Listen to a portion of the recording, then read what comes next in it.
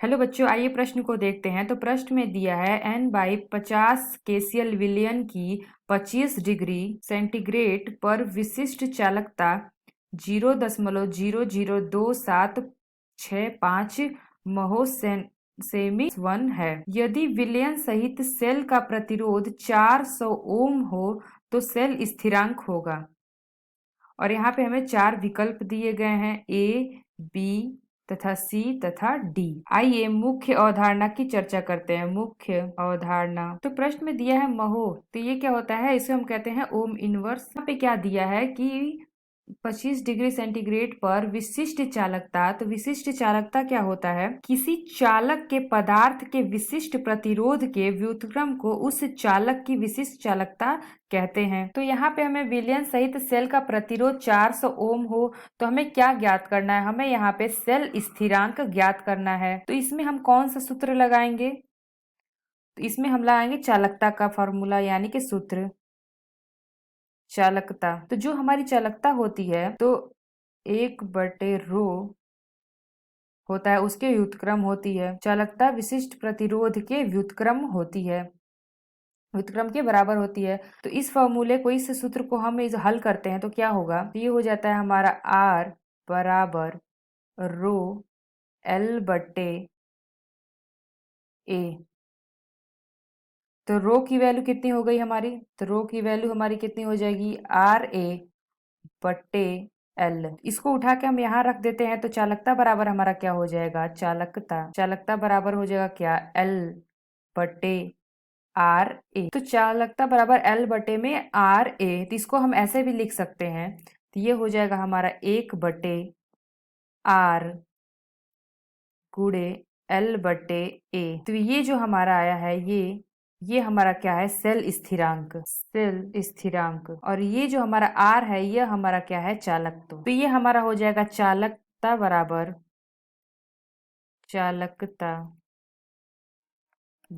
चालकत्व गुणे सेल स्थिरांक। तो यहाँ पे क्या था? चालकत्व हमारा कितना था?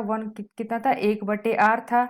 और जो हमारा सेल स्थिरांक है वो हमें ज्ञात करना है। तो प्रश्न में हमें क्या है? जो चालकता का मान है वो दिया गया है, चालकता। तो ये चालकता का मान दिया गया है और R का भी मान दिया गया है। तो प्रश्न में क्या दिया है? विशिष्ट चालकता। तो चालकता और विशिष्ट चालकता एक ही बात है। तो चालकता विशिष्ट चालकता का दूसरा नाम है। तो ये चालकता का वैल्यू हो गया 0.002765। इसको उठा के हम रख लेंगे तो ये हमारा चालकता बराबर हो जाएगा 0.002765। और यहाँ पे बटे में क्या हो जाए? 1/R है, तो R की वैल्यू हमारी कितनी दी गई है? R की वैल्यू दी गई है, यानी कि सेल का प्रतिरोध दिया है 400 ओम।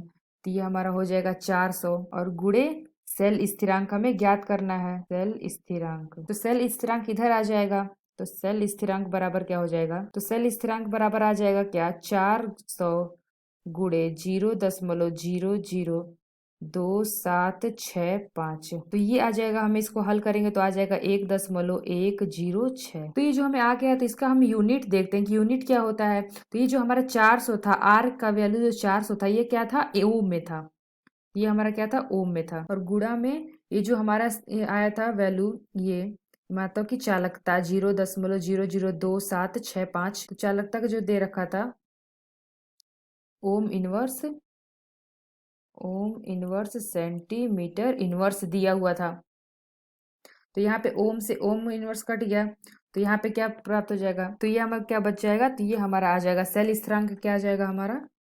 सेल स्थिरांक हमारा आ जाएगा 1.106 सेंटीमीटर। तो ये आ गया हमारा सेल स्थिरांक 1.016 सेंटीमीटर इनवर्स। तो आइए अपना विकल्प देखते हैं कौन सा विकल्प सही है। तो पहला विकल्प दिया है 0.553 सेंटीमीटर इनवर्स, ये हमारा नहीं होगा। दूसरा विकल्प दिया है 2.212 सेंटीमीटर इनवर्स, ये भी नहीं होगा। तीसरा विकल्प दिया 1.106 सेंटीमीटर इनवर्स। तो यहाँ देखिए हमारा सेल स्थिरांक क्या आया था?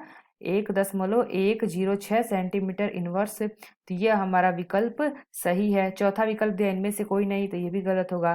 तो हमारा सही विकल्प कौन सा होगा? सी होगा। तो आशा करते हैं आपको समझ में आया होगा। धन्यवाद।